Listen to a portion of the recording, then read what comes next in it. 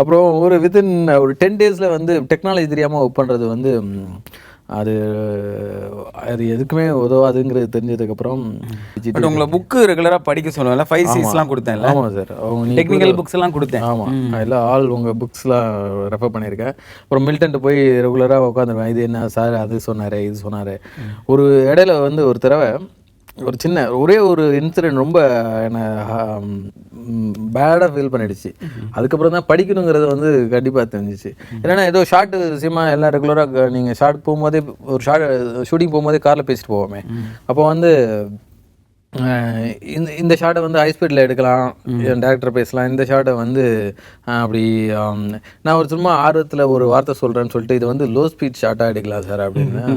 What low speed அப்படின்னு மில்டன்லாம் எல்லாருமே சிரிச்சிட்டாங்க. அப்போ தான் அந்த டெக்னிக்கல் வேர்ட்ஸ் தெரியாமல் நம்ம அந்த மொமெண்ட் வந்து ரொம்ப இம்பார்ட்டன்ட் மொமெண்ட்.